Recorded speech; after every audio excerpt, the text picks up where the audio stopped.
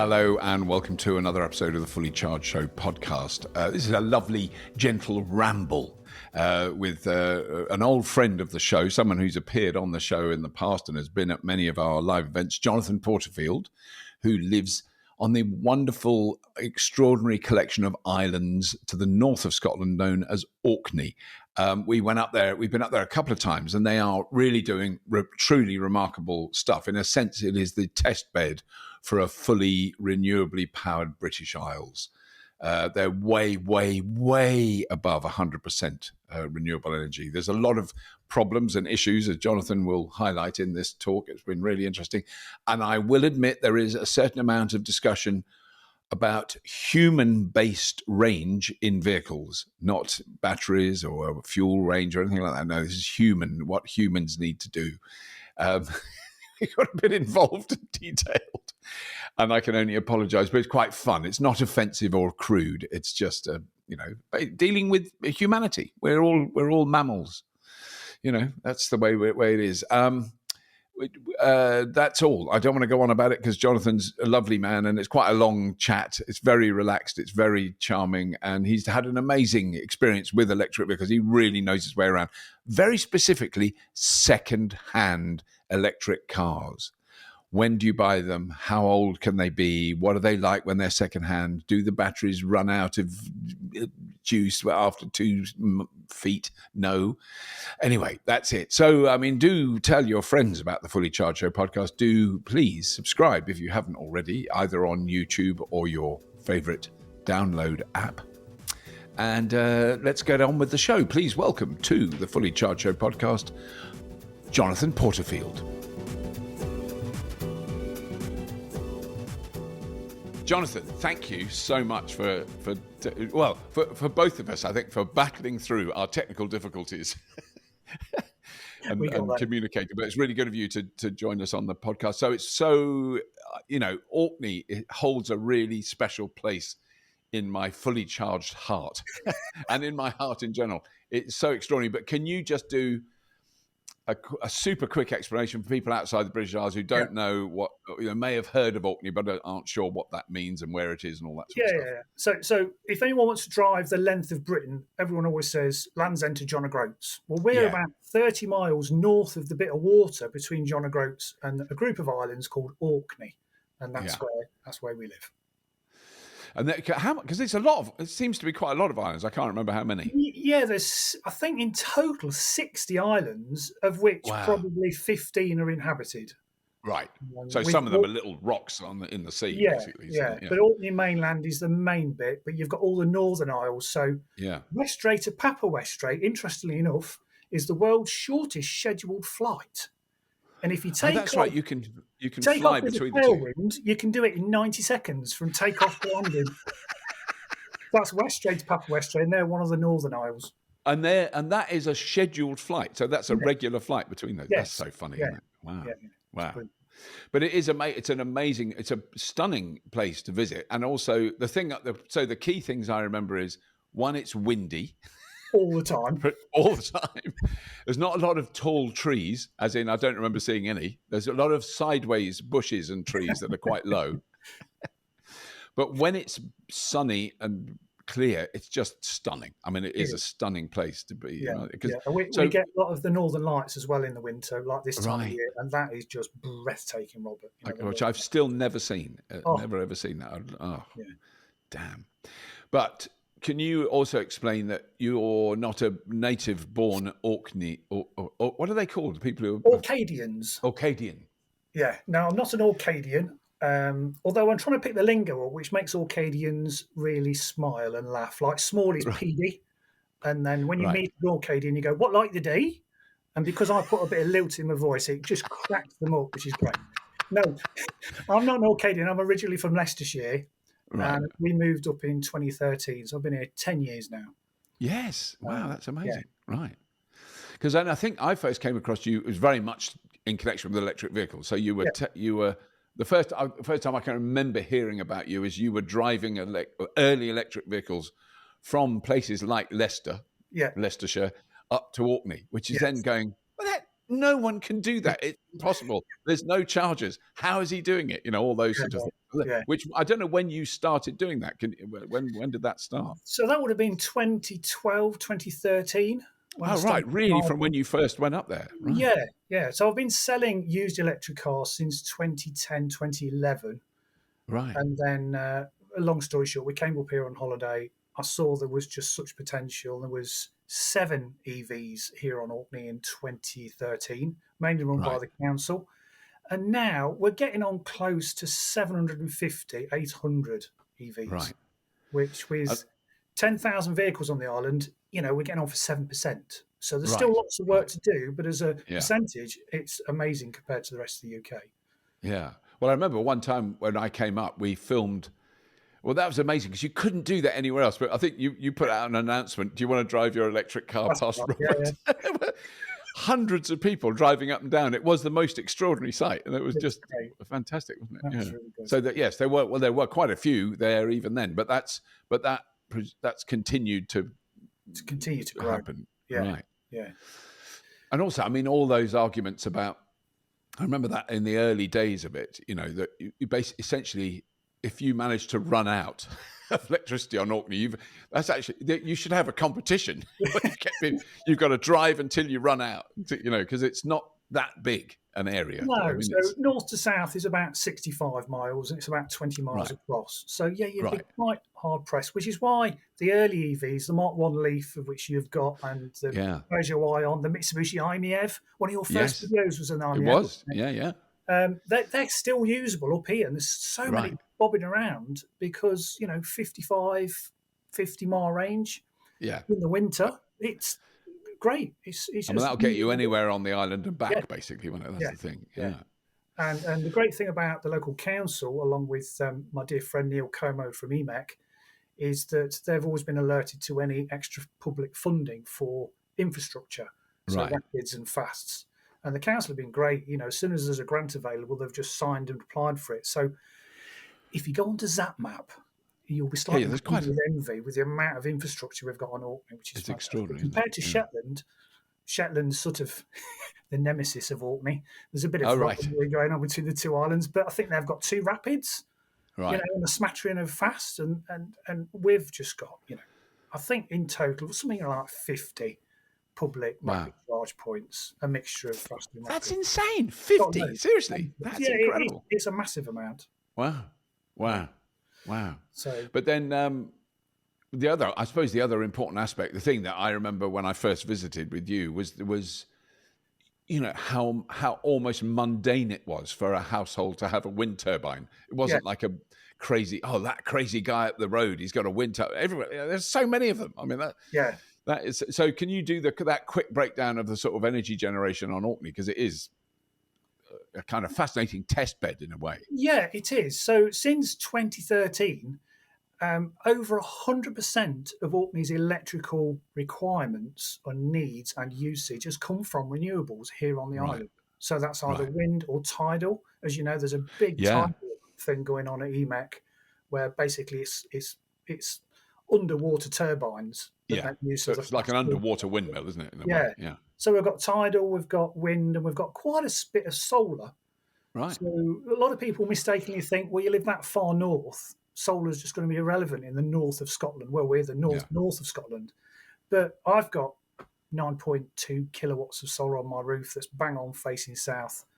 It's amazing, And with, I mean, I would imagine midsummer, just the sheer length of sunlight that you get is staggering. I don't know. And that's what makes up for the short days in the winter. But overall, it's still well worth the investment. Solar on Orkney. So a lot of renewables. A lot of people have switched onto it. And like you've said so many times, if people have got renewables, they want an EV. Yeah. If they've got an EV, they want renewables. The two just go hand in hand all the time. Yeah. And once people have driven an EV, if I've thrown the keys at them on a Friday night and they return it Monday, they just get it and they just want it back, Yeah. But then I think it is an amazing achievement you've done where, you didn't just like supply secondhand EVs on Orkney and go, you'd find one and you go, right, I'll drive it up. So, because what it does, the confidence that would give anyone who doesn't know anything about it is go, hang on, the bloke, he's mad. That bloke drove this iMeave or first generation Leaf or Renault Zoe, which were none of which were renowned for their staggering range. You know, you actually. And how many? You did it so many times. It's just, I mean, are you still doing that now? Are you still doing that? No, I'm sort of semi-retired now, Robert, because we're men of a certain age. So I did in total, it was between 55 and 60 drives from I'd pick a car up, say, in Bristol or Colchester and drive and stay at my parents in Leicester. And then from Leicester, I'd drive all the way to the top of Scotland to John O'Groats, basically, to then jump on a ferry. Get on the ferry. I did that over 50 times in different EVs, just to use the old socials about it and just sort of boast about it. Interesting, a lot of my customers a few years ago, that there'd always be two-car families because there is no bus service to speak of on Orkney, and there's no train, of course. So people would get rid of one of their diesel or petrol cars and say, but we'll keep the diesel for when we go south. Right. And then 6 months later, I get a phone call. A couple would be so fed up of arguing about who takes the EV that they then decide to ditch the fossil fuel car and have two EVs. Right. That used to give me the biggest buzz. Yeah. And then they say, well, where do you stop when you need to go down to Inverness or Glasgow or Edinburgh or even further south? And I just send them a printout of where I stopped. They then do it, come back, see me in the street, grab me by the shoulders and shake me vigorously and go, Jonathan, it's brilliant. And I go, yeah, I know. No, you don't understand. It's brilliant. Yeah, I know. So it's the biggest buzz I get when people do that, when they realise you can drive long distances, even in a Mark 1 Leaf or a Mitsubishi iMeave. Yeah. But now it's... I know because I don't know what, I haven't been there for a long time now. I feel really bad. How the public charging infrastructure is in Scotland, in mainland Scotland. I mean, has that improved, do you think, since the last time I would have been there? And I remember using it very adequately, but it's, say, 6 or 7 years ago. Yeah, so it's mainly run by Charge Place Scotland, which is an amalgamation of Transport for Scotland, the Scottish Energy Saving Trust, the individual councils. And, in its heyday, it was the network. And now it's a little flaky, if I'm being honest. So you can activate it by an app. We both know how we feel about apps. Yeah. That wouldn't work in the depths of the Cairngorms. You would have no mobile phone reception. You'd have no signal. So the RFID card was my go-to, and I've always used that. But if there's an issue, the trouble is with an amalgamation of people that look after these charge points, everyone tends to pass the book. It's just a little bit flaky at the moment. I'm not saying they never work. They do. But if I'm driving south now, I'll breathe a sigh of relief when I plug into a Charge Place Scotland charger. But then I can't wait to get to the Instavolts, the Ospreys, the Ionities of this world, because I just know they're going to work. Yeah. But in the early days, they did a good job. Yeah. No, and they certainly kind of opened up the notion of being able to do it. But then, I mean, I think what I would love to catch up on is what's going on in Orkney. So we had an amazing time when we came to visit, and with particularly, obviously, the things that really stayed with me. It was the tidal, obviously the wind, the kind of understanding of the scale of the wind generation, but also the tidal stuff is, that the fact that that's still happening. Yes. The big yellow submarine thing. I don't know, has that developed? So we saw, I'll just explain it very briefly, we saw what looked like a yellow submarine, which was actually a floating vessel, I suppose, but it's very low in the water. And then underneath the water, which you couldn't see, were these two arms with essentially very big propellers on them that were being turned by the incredibly strong tide that is between the islands. And that's generating power all the time at such specific times. I mean, that was the big difference between that and tidal and wind. Is this is going to produce electricity between now and 6:15 when it will stop for 14 minutes while the tide turns and it go around the other way, and then it'll start again. And you can predict that for thousands of years in advance. It's just amazing. But is that the same machine still operating, or have they developed new ones, or what's happened with that? Yeah, so the one you saw, which was getting on for 6-7 years ago, has been nearly doubled in size. So it's absolutely massive. And there are now plans to install up to 12 of those around Orkney's waters So the output will just go through the roof. And the reason that Right. is in the works is that the big fat cable that used to connect Orkney to the mainland to export all this excess electricity has just got fat. Right. Oh, So so there has been a new cable installed. I say has, it's been approved. It's All going to be right. 2027 before it's physically in and working. So Right. it's like any of these big conglomerate things. Yeah. It takes time, but that grid extra big fat grid connection means that more renewables can come onto the system Right. for the future. And there's Because then massive wind farms as well. Yeah, you can export like seriously chunky amounts of it's power then. been the frustration the last few years, Robert, is that Yeah. it's called curtailment, which is a really fancy word for turning off turbines. Yeah. So when there's too much electricity and the wires are glowing between the telegraph poles, sort of thing, you have to Yeah. turn the turbine off. Yeah. And there'll be a little old lady at the bottom of the hill in a beautiful Orkney cottage that's as drafty as a sieve, and she don't turn the heater on because she can't afford the electric bill. Yet we're turning the Right. turbines off. And it used to really, Right. really, it's the Yeah. well, we know the energy system itself per se is sort of broken, but Yes. Well, yeah, it was designed for kind of 1950s technology, even oh, pre-war, yeah, 1930s technology, sort of yeah. centralized power. Because I do remember when we were there, we went to the old power station, I Big guess, in which Kirkwall, yeah, with those big yeah, diesel engine kind generators. of marine engines, weren't they? Yeah, Extraordinary, yeah. yeah. Which I guess, I mean, is that still there? I mean, I guess that gets very little use, though. It's still there. I think they fire it up every Wednesday morning for like 10 minutes just to make sure Right. it Just make works. sure it works. But Wow. yeah, yeah, But then so the other thing that I've always been intrigued by is I think it's worth explaining that about the ferries. I was thinking about Orkney. Last time I was in Oslo, because you see all their ferries. Well, to be fair, they're pretty big vessels, but they're not ocean going. So they're in yeah, between all the islands around Oslo. But yeah, they're all 100% electric, and their recharging system they've built in is just mind-boggling. Because it is charging, I think, 1.6 megawatts. That's what's going in. So it's chunky. And we went on another ferry between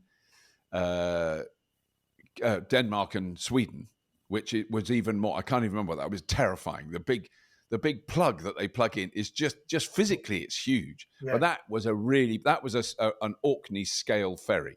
yeah, But that only did about 6 or 10 kilometers across this. It's quite a narrow strait between Denmark and Sweden.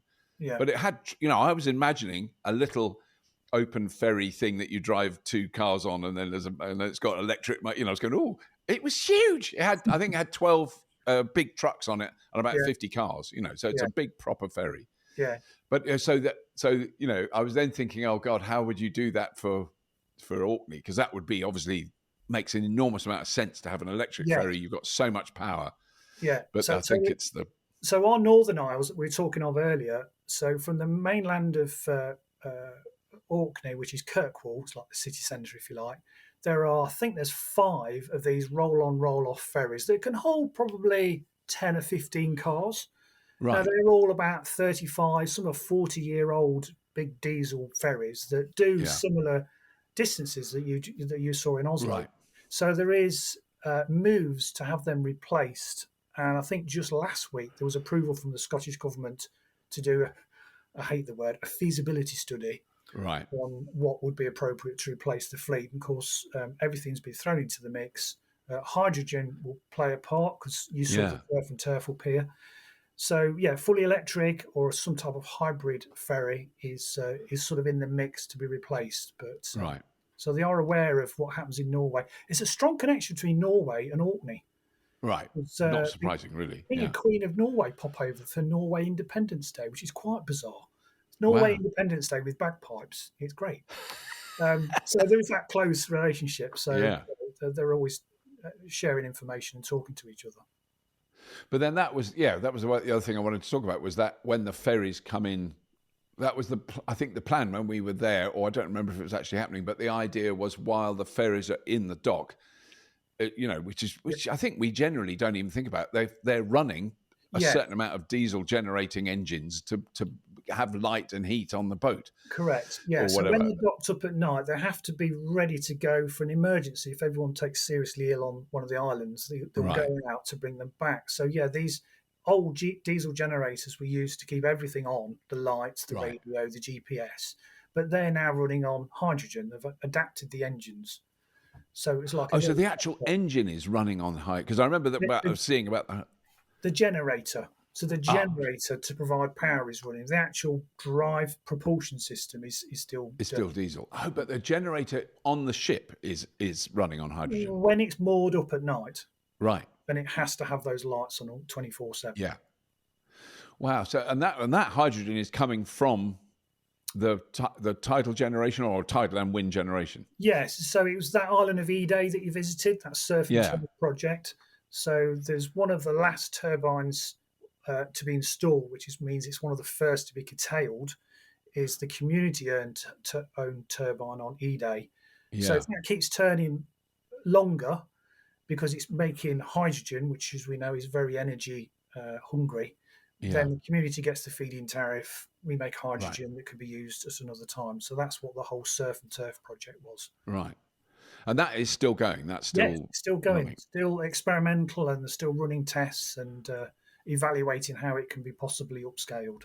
Right. Yeah. Because then you've sent me, I mean, I wish I'd had more time to see it, some really, clearly some fascinating studies that have been done on the island about how the energy system works. I'm just trying to dig them out now. But, I mean, it's vast amounts of information. It's clearly not someone that has done a few notes. This is quite, So quite chunky. I was part of a project called Reflex. Right. It was a Yes. UKI government incentive to help decarbonise Orkney, because we have this excess of electricity. So it was quite Right. a unique study that lasted 2 years that encompassed everything from heating, lighting, transport, Right. and trying to make use of the energy in a more smarter way with this integrated system of network management. Active network management is key. Right. But Orkney is unique because we make too much. It's almost like we can view it as a miniature United Kingdom. So if we can Yes. practice the Yeah. workings of active network management here and put the energy where it's needed, and if there was enough batteries, pull it out the batteries to balance the grid.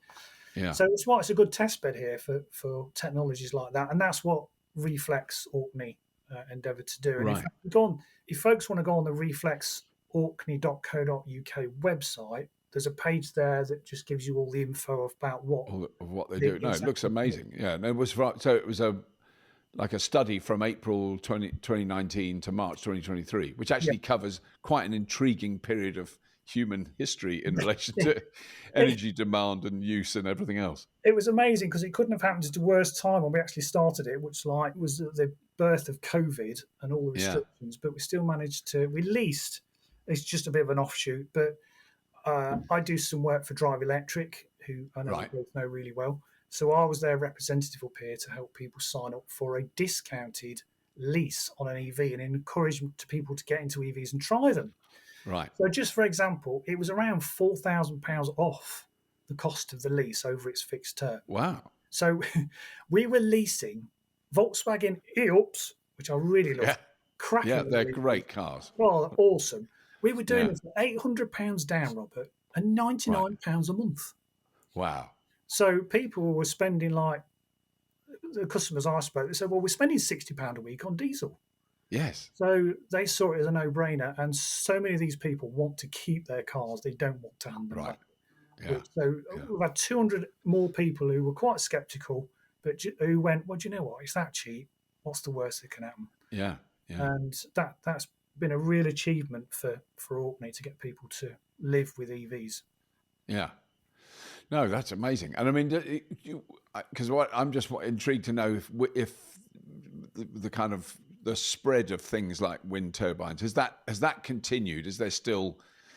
I mean, would there be more there now than when we were last there? Sort of, I'm thinking kind of ones on farms and in people's back gardens and things. Yeah. So the DNO, the District Network operator. Yes, That's right, isn't it? Yeah. it is. Yeah, So they restrict the amount of renewables because the grid is so old just and can't do can't it. handle Because it I all. can remember that was happening even when we were there. So that's Yeah, still a it's problem, right? still an issue, but because of this fatter cable that's going to be online in 2027, they Yeah, will allow more. So there's a massive wind farm to the west of Orkney that's had approval, right. as well as more tidal generation. So it all hinges on this extra fatter cable to be Yeah, able to do it. So when that happens, yeah, we can have as many wind turbines as we like.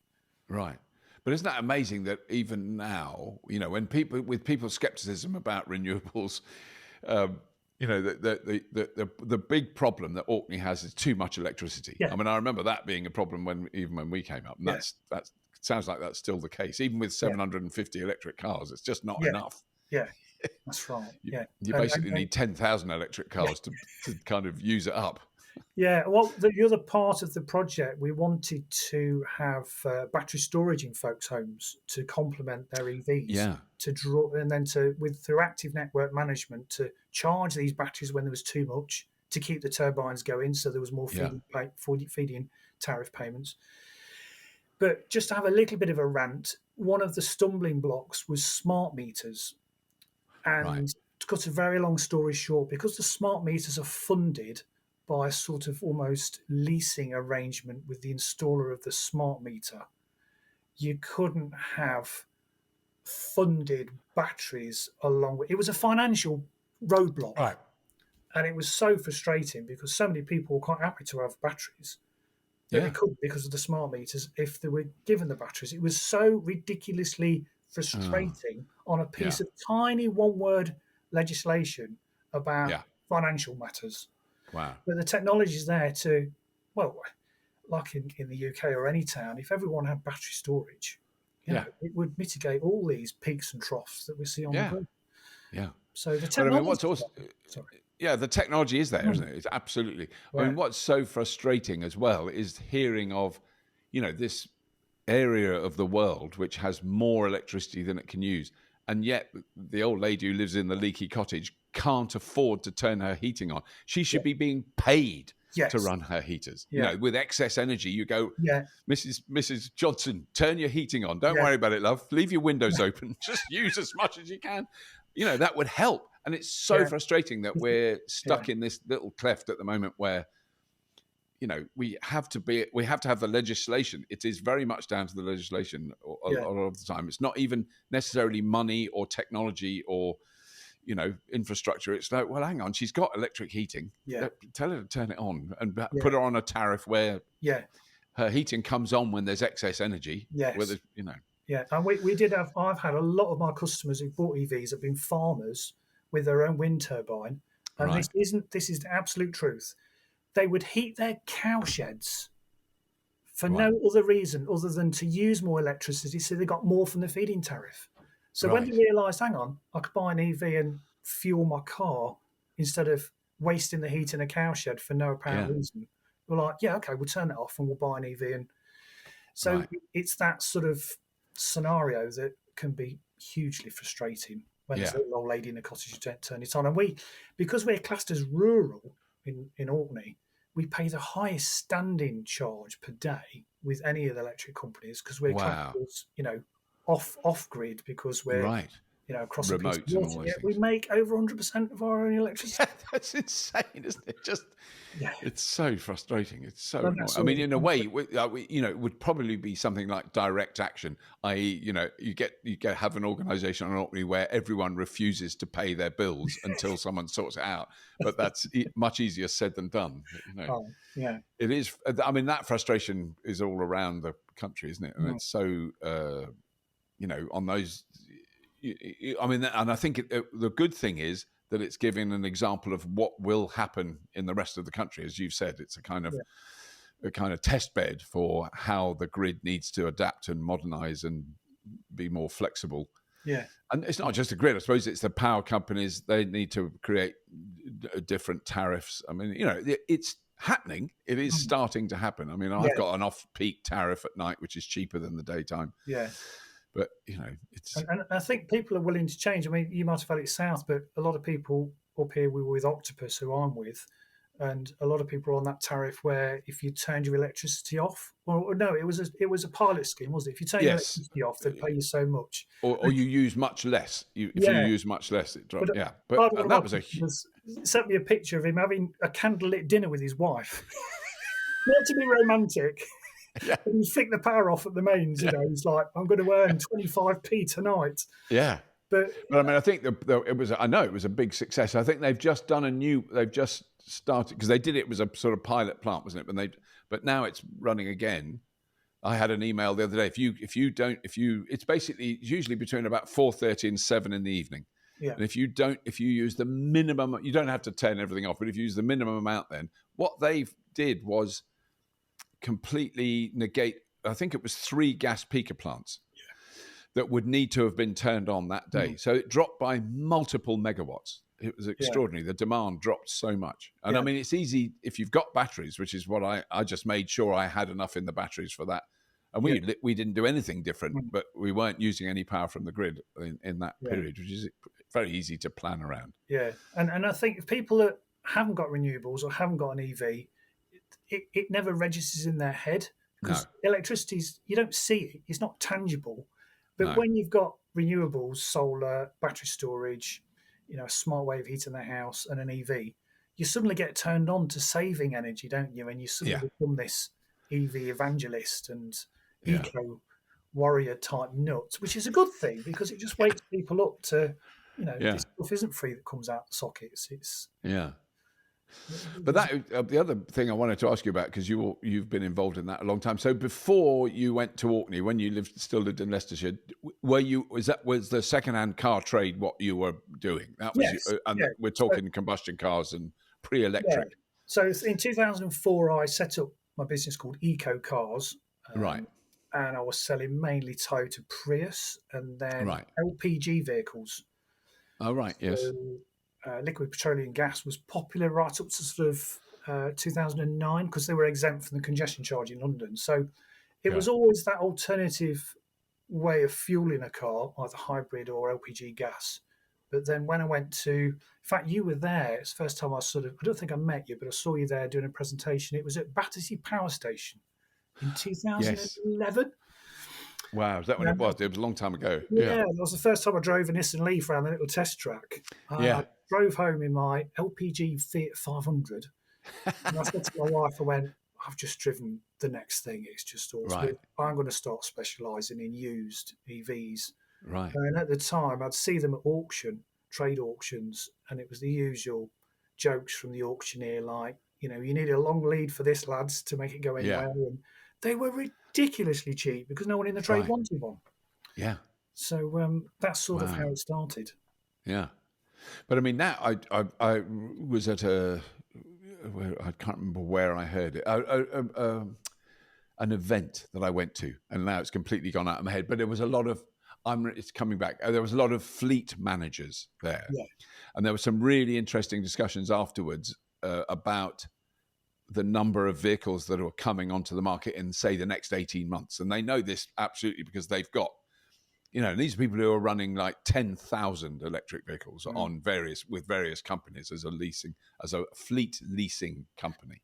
Yeah. So there are I think it's something like 34,000 electric cars secondhand, 3 years old, really well maintained, very properly looked after because they're fleet, they don't just leave. I think in the next 18 months. So it's a big chunk of secondhand cars, and I think and they said that's only going to increase because the fleets, this is, I think, one of the interesting, when you talk to people about, I don't want an electric car, they're too expensive, and you go, if you look at the fleet managers, they do these things called spreadsheets, and they work out, and they know what it costs to run, and we're talking 1,000 petrol cars. They know what that costs, how much servicing, how many hours they're out of use when they're being serviced, blah, blah, blah, repairs, spare parts. They've got it all down there. And then they look at the electric ones, they go, look at the line at the bottom. That's less money for 1,000 electric cars. Yeah. And that's spreading through that network, I couldn't believe what they were saying, and I mean, all the kind of myths about replacing battery, tyre wear, all that. No, we know now the tyres will last longer. The batteries don't need replacing, and this is not like you and me, sort of evangelical EV nutters. This is Yeah. hard-nosed, horrible corporate business people. Yeah, yeah. In fact, my good friend James, he runs a really good YouTube channel called James and Kate. And Yes, they're lovely. Yeah, he's part of Cheveley Mobile Servicing, yeah, Matt Cheveley. So yeah. he's just serviced his MG5. It's just done over 100,000 miles. I saw that. I haven't seen the thing, but I saw the link for that. 100,000 miles in an MG5. That's incredible. Yeah, and he gets the brake pads out and compares the old brake pad with a brand new one. It's the same. Wow. After 100,000 miles. 100,000 miles. And I think he did 50,000 miles on a set of tyres. So I thought, and I did the whole Twitter social media thing this morning about it. I thought, well, there's one for the daily fail. Yeah. Same brake pads, so where's the brake dust? And 50,000 miles. If you can do 50,000 miles out of a set of tyres, that is amazing. So I mean, that was another thing I heard from a tyre people, was that they found it quite amusing that the first set of tyres that a new EV driver has will wear faster. And then the second set lasts way, way longer. Because the first set, they go, have you seen how this thing goes? And they absolutely hammer it. And of course, they wear their tyres out. And then by the time they're on their second set of tyres, they're going, I know how not to wear out the tyres. Yeah. Don't hammer it quite to the same degree. But they said it isn't universal, but they've certainly seen that with people who go, Christ, I've worn these tyres out. And do you accelerate hard when you pull on the motorway? Yeah. It's amazing how fast it is. I mean, it would be a very easy thing to well, I recently we test drove the BYD Seal, which is a kind of, it's beautiful, lovely car, like a Tesla Model 3 size saloon. And I said, this is not going to be a Tesla killer like they never are. This is a Toyota killer. Yeah. Because it's such a good car. It's cheaper than a lot of other cars. It's amazing, all those things. But when you put that car on, I don't think they called it chill. It was relaxed or eco. You could put your foot hard down and it just moved away slowly. It didn't do any. And then you could set it to sport if you want to wear your tires out, and you would. Yeah. But I thought, well, that's quite good. If you were doing a cheaper car, it will accelerate as fast as a little petrol car. It's not slow, but it's not crazy quick. Yeah. And it was so lovely to drive it like that. It was very easy. You didn't, if you had a heavy right foot, it didn't mean no.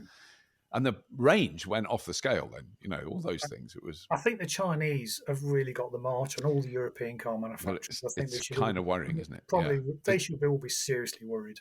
Yeah, because I've been saying that with a kind of always the background thought is, I don't really know the automotive industry that well, but that's what it feels like that when you see the cars. Then you read Bloomberg's massive 400-page report on how the European automotive industry is on a knife edge, of being of surviving, because the Chinese. So their breakdown of just the scale of what the Chinese are doing and how much cheaper they are, all those things. And I just wonder whether it's the legacy car makers just hanging on to the old fossil fuel way of doing things, and they just find it difficult to switch. I do wonder about Jaguar Land Rover and Ford. I mean, how it must be horrendously difficult to immediately stop making pistons and big ends and all the rest of it, to then get rid of all that infrastructure and legacy they've got. It's and then be really, really specialized in software. I mean, that's such a different thing. When I think of my early experience with cars, and I could adjust the carburetor with a screwdriver, and the engine would go blah blah blah blah blah blah blah blah. That the crudity and the mechanical analog version of that was, even as a 22-year-old, I understood that. Whereas now I'd go, can you plug the laptop in and do some stuff? I haven't got a clue.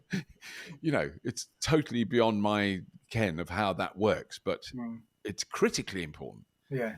Because that's the other thing with the Chinese cars, their battery management software, it's software first. It's like Tesla. Tesla was software first. Yeah. BYD and Tesla, whatever happens in the world, however annoying certain CEOs are, those two companies are massive and will continue to grow, because they're not shackled by fossil fuel engineering. No. Fossil fuel technology. They haven't got that holding them back. No.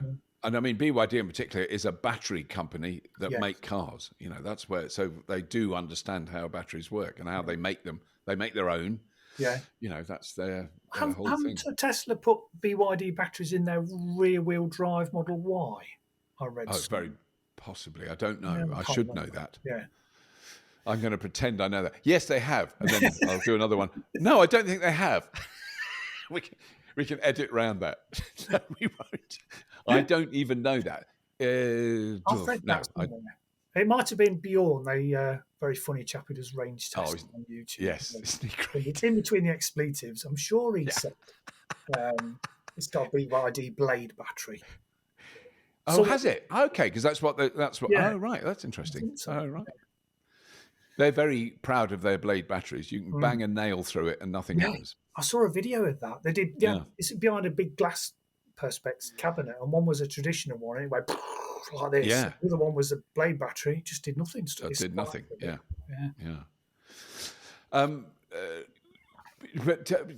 Because what's the other? Was the other thing you sent me? I was trying to remember what that was.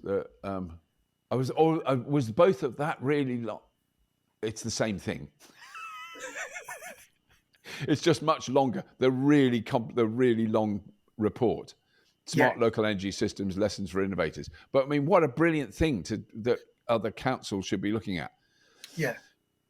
Because because out of those, I knew about the Oxford stuff. I knew about the energy super hub, and Orkney. I knew about the smart hubs down in the south of England. I don't even know what that is. Wow, there's these 4 basically big things. Yeah. So the energy super hub in Oxford is amazing. We still haven't done a show about the batteries there, because that is a huge installation they've got there. Yeah. And then Reflex in Orkney. Yeah. So so I'll put links to these, because these are publicly available, aren't they? Yeah. Oh yeah. So they're on the Reflex Orkney website, and it goes through to that web page that I sent you. Right. But it's quite interesting. There's like the lessons learned. Yes. And any of these projects, there won't always be a flying success and bring about world peace or whatever.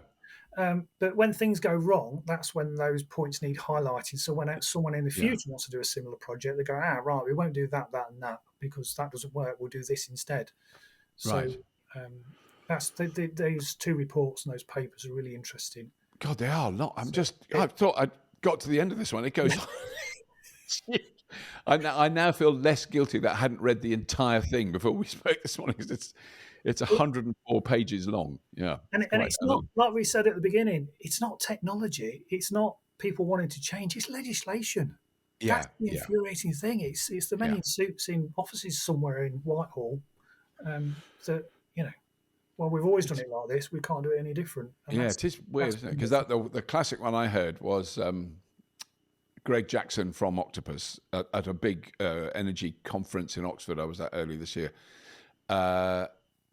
Described his frustration when he was on stage, his frustration with a huge solar park they've got planning permission for, they've got local support for, they've got the money, they've got the batteries. So it was solar and batteries on a really big scale. They've got everything they need to do it except a grid connection. And they were told by the National Grid that wouldn't be possible before 2036. And you then go, that is incredible, because it's, you'd think that the resistance would be local resistance. They don't want it there, local farm, whatever it is, all those things. It's, I think, partially brownfield site. And so now the talk is that there will be legislation passed, but, not going to hold my breath, which would allow a company like Octopus or another big energy company to pay for that grid connection. It won't be that much expensive. It's like 2 miles they've got to run or like a mile or something. They've got to run a cable to join the backbone that's in the local area. And they pay for it. And they, because he said bizarrely, out of all the problems we faced, raising the money we did that in 10 minutes. That wasn't a problem, because people understand, it's a money-making venture, so they can raise the finance. But that was just ridiculous. And that's happening all over the country, and with offshore wind as well and all that. Yeah. So it definitely needs to be. And I mean, Orkney is a classic example of that, where you're effectively an offshore wind farm in a way. and you haven't got the connection. You know, No. I remember seeing a slice of the wire that does connect Orkney to the mainland, and it looked big because we don't really know what that. It's not like a flex that goes to your table lamp. It's a bit bigger than that. And they've been asking for a bigger, fatter cable for the last 20 years. Right. Early 2000s, they were asking for more power and bigger, fatter cable. Yeah. So, and everyone wanted to pay for it. Ofgem didn't want to pay for it. The power company didn't want to pay for it, and it just went round and round and round. Yeah. I mean, I imagine it's not cheap putting something like that in. No. I can't remember what it is. It's out It's there. going to be some millions, isn't it? Yeah. Yeah. But then, so what are you up to now, then, Jonathan? What's your? I mean, you're happily retired, but I can't imagine you don't strike me as the sort of person who just sit there watching, the daytime TV. So I still enjoy doing my YouTube videos for my little PD channel. It's not a patch I'm fully charged, but anything to do with renewables, and I've got battery storage here. Like I said, I've got solar. I've got a sun heat battery for my hot water, which is brilliant. That uses phase change materials, and of course my Zappi and my energy products as well. So still doing that, but I'm still working along with eco cars that are sold to Reflex. So I'm there as an advisor and a consultant. So whenever anything comes up from South that's a little bit unusual or it's sort of new content, then I'll go down and do video and assist and advise. But I'm still really interested in the whole EV community, and I'm still sort of working for Drive Electric on a very part-time basis. So if anyone wants to lease a vehicle, which financially makes a lot of sense, then I'm their point of contact for Orkney. So I still have a lot of contact with Drive Electric. And I mean, are you still getting interest then? Are there kind of completely new people on Orkney that are still going, look, I resisted having an electric car, but I've changed my mind. I mean, is that happening? Yeah, so word of mouth, like any tight-knit community, is really powerful. Yeah. So when the Reflex project was still running, so it ended last March, the grant or the discount on the lease, that ended. And then overnight, obviously, the inquiry stopped. Yeah. But we've done the odd one or two with businesses, leasing through a business contract hire.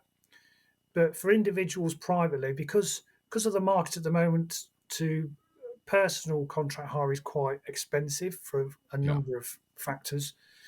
So people are seriously looking at used.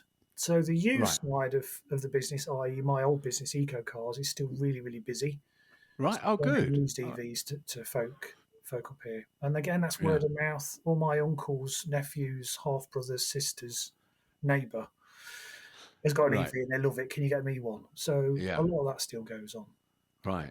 And that's people buying outright, a second-hand electric car. Yeah. And I mean, because I don't know how that market is. Would you have been able to get a second-hand Leaf in 2016 cheaper than you can get one now, or more? Are they cheaper or more expensive? They're cheaper now. So you can now get a 2018 40 kilowatt Nissan Leaf, which, to be honest, is a little bit more usable than the Mark 1. You get them for just under £10,000. Right. So they've really come down in value. Yeah. We've sold a lot of Seat Me's, which is the clone of the Volkswagen E-Up. Yeah. It's down to badge snobbery. People like the Volkswagen badge, but don't like the Skoda badge or the Seat badge. Yeah. And we've done them. One was 18 months old, 5,000 miles on the clock, absolutely perfect. We bought that for just under £10,000. Right. So £10,000 is a sweet spot for most people if they're going to buy a used car. So the choice is fantastic. If you want something that's 18 months old, a city run around, well, the Volkswagen E-Up, 6-7 miles per kilowatt hour is not out of the question in those great little cars.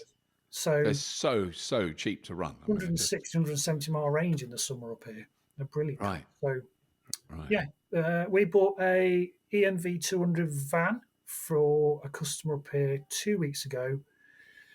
Done 76,000 miles. Wow. So I can hear listeners going, oh, the battery's going to be toast. Yeah. Battery was still at 89% capacity. Right. And we bought it for £6,500 plus that.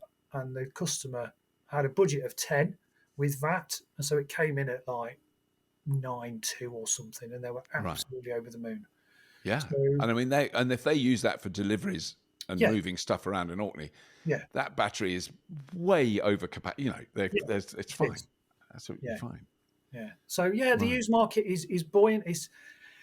And this isn't a plug because it's not my business, but for anyone who wants to buy an EV or any car, the best time to buy is now. November, December, January, February is traditionally when Ah, car dealers don't stock because of that silly Christmas season coming up and no one wants to right, buy a car and things tend to be more depressed value wise this time of year. So right. for now or any time in the future, this is a good time to buy you. Oh, is it? Right. That's a bit of insider Oh knowledge yeah, there. I would never. Isn't that weird? Because I would never have even thought about that. You know, that there are periods of the year where yeah. prices tend to be depressed. But you're talking there. Are you talking there second-hand cars or new as well? Is Second that hand. I mean, second-hand? Right. a good time to buy a new car if you walk into a showroom is the end of the month All when right. the manufacturer said to a dealership, if you do 99 units, we'll give you, if you do 100 units, we'll give you a big chunk of cash as a Right. thank you. And if they're on unit 98, they've got two They're more gonna to shift in the next 2 days. So they're going to be very keen. they will pay you to take it so they get the big. So go in at the Yeah. end of the month to any dealership if you want to Right. buy new. Wow. I never knew that. I don't think I'm not in the market to buy a new car. I mean, I think that's the other one that when people ask that, when I've done talks and that, and people go, "Oh, I'd love an electric car, but I can't afford one." And I said, "Well, have you ever bought a new car in your life?" And they go, "No." And I said, "Nor have I.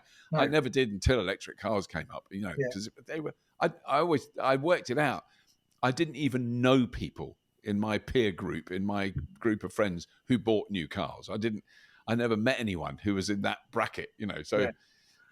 That's why I'm sort of really, I'm very, very interested to hear about the second-hand market, because I think, my first cars when I was a young man weren't second-hand; they were 10th-hand. I mean, they were literally on their beam end. And the other flip side of that with combustion cars is they constantly broke down. They were massively unreliable. They cost a fortune to keep going because of all the spare parts you'd have to do and the servicing. You'd have to have the gearbox rebuilt and the clutch and I've kind of forgotten that burden you have with an old petrol car. It's a pain. And an old electric car, if the battery isn't 100%, it doesn't.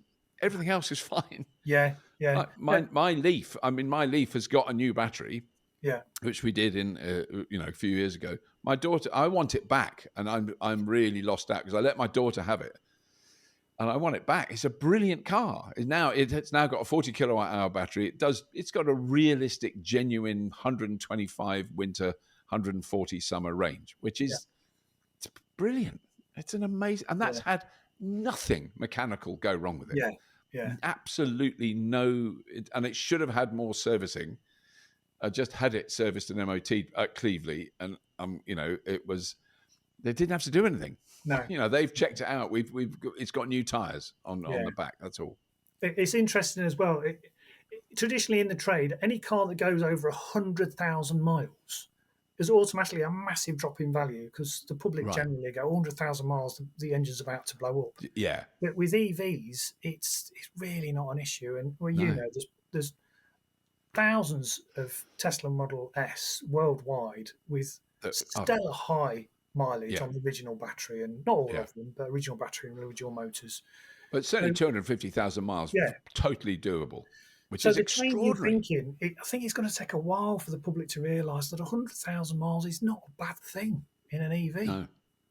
No. And I think that comes from. I remember back in the 70s when I was a young lad and I was into my cars. I had a Ford Cortina, and it's had to have a decoke at 60,000 miles. You take the valves out and reseat the valves in the head. You don't hear a decoke. I'd forgotten about that. Yeah, but you don't think of decoking now a modern petrol or a diesel, but we still got this legacy of it's done 100,000 miles. Yeah. We have to blow up and fall apart. But we still hear people saying, it's low mileage, it's only got 20,000 miles. And in my mind, if I see an EV that's, I don't know, 4 or 5 years old with just 15 or 20,000 miles, I'd be a bit suspicious, especially if it's a Leaf, as it's sat at 100% charged for months and months on end. So I'd rather buy a high mileage one that I know has been charged and discharged and charged. Right. the battery's going to be in better shape than something that's just gone down to the shops and back and then remained at 100% for weeks on end. That is really interesting, isn't it? It's totally different. It's a totally different mindset you need for. Because you had that with your Leaf, didn't you? I remember you saying you did the worst thing possible. I did everything the worst you could possibly do. In the first 2 years I had it, just totally destroyed it. Literally, there was. Well, our nearest shop is 4 miles away, so it's 4 miles there, 4 miles back. Plug it in. Yeah. What? It's at 97%. Why are you plugging it in? It was just a habit. Just when it's here, we plug it in. And I think with them, you see, I've got the old shape Kia e-Niro, which I absolutely love. It's such a capable car. It looks boring, but I don't mind that at all. But it's got a genuine 250 to 280 mile range. So I don't charge it up every night because I've got such a big battery. I'll just wait for a bit of sun to come and then charge it for 30 minutes and add a little bit. Yeah. I'll only fully charge it if I need to go south. Exactly. Yeah. Yeah. Now I've learnt the lesson. I have a Tesla Model 3 here. We've used it a little bit to do shopping or errands every day. And what's today? Monday. I last charged that on Wednesday last week. Yeah. So, we haven't been anywhere a long way, then I came back from the Lake District. So that was quite a long drive. And it was such a relief not to have to drive. But, that you just I don't need to do it, because it's fine. Now, if I needed to go down, I could drive pretty much anywhere I needed to, or to a rapid charger without, any thought. And that's it. It's that education piece, which is what you've been doing really with all the people in Orkney, is that education piece is about 90% of the challenge of yes, it is of electric vehicles. It's understanding those slight differences. And you still get the odd person saying, "Well, what if I want to drive to Land's End now?" Well, if you're probably like me, Robert. I've got about 2.5 hour bladder range. Yes. Oh, you're good. You're better than me. I did do a really good one. I posted it on Threads. I can't remember what. I'm just going to see if I can find it because I was so proud. But my God, when I got home, it was a crisis moment. It was a long. Was it like Niagara Falls when you got home? Oh, it was terrifying. Where is it? I've got a pic because I did a picture. Oh, there it is. So I did 208 miles, 3 hours 32 minutes. Wow. Non-stop. Oh man, I was in, and I didn't. That's my sort of line about bladder ranges. It's an age thing. I remember being a young man driving on a motorway and being desperate for a wee. Yeah. And so you'd have to go, I've got to get to the services. Oh, I'm in agony. I don't have that at all. I'm not aware of it at all until I stand up. So you get out of the car, very relaxed. You go, oh my God, I'm desperate. So I asked the doctor, I said, is it like a kinked garden hose? And he said, Robert, if you've got a kinked garden hose in your bladder system, you really need surgery now. I did a bit of a test. Last time I was at Fully Charged down at Farnborough, I deliberately didn't have any tea and coffee the night before. And I didn't have any tea and coffee for breakfast. I just had water. Right. And that, top tip for any older listeners, that extended my range to, like you, a good 2.5, 3 hours without tea and coffee.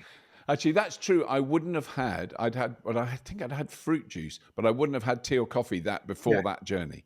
And I had water, and I was drinking water on the journey. It was a long time, Yeah.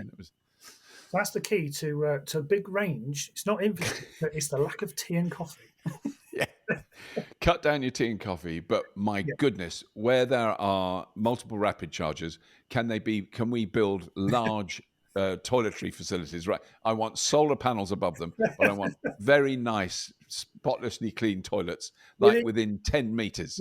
I was going to say within 2 meters of getting out of your car.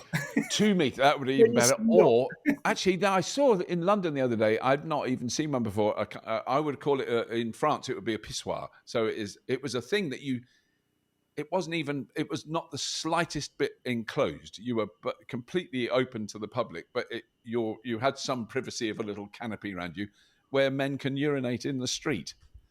I'd quite like one of those next to the charger. So you can actually wee while you plug in. So it's instant. Although not too close to the charge connector. Don't make a constant contact. My older brother once made me wee on an electric fence in a cow field for a laugh. And I still remember that pain to this day. So it does work. We've gone slightly off topic. Yeah, we have. But it is a critically important thing.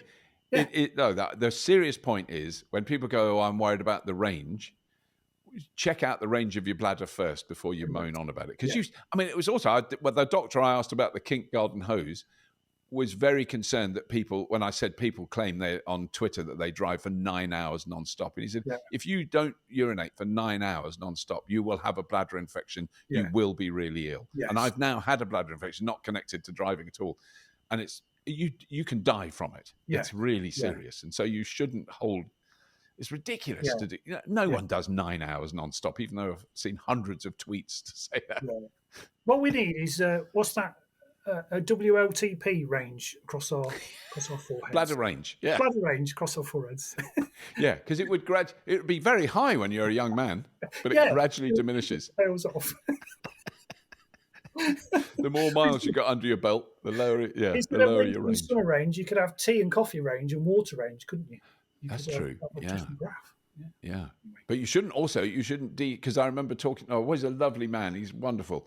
The mad engineer man who does TV shows, builds crazy machines. On the telly, motorbikes as well. He's crazy. What's his name? Yes. But he was saying how he drives down to southern Spain. He doesn't drink for sort of 24 hours, anything, and then he gets in the transit van full of motorbikes and just drives nonstop.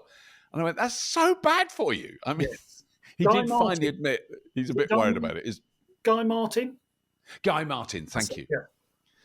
Guy Martin. No, that's not good. We've really gone. We've now managed to talk about bladder range for far too long, Jonathan. It's crazy, but I think it's an important topic. I'm glad we brought it up.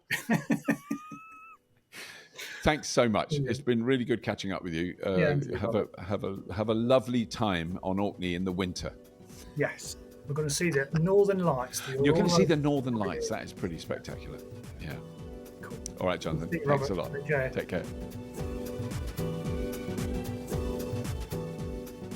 Well, I really hope you enjoyed that. It was really it's always a pleasure to chat with Jonathan. He's such a lovely guy.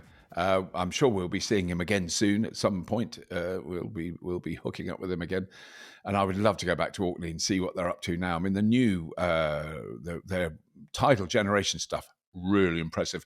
I'll put a link to the episode we did from Orkney in the show notes, so you can have a look at what was going on there a few years ago. But it's all got more. It's amazing. Anyway, that's all. As always, if you have been, thank you for listening.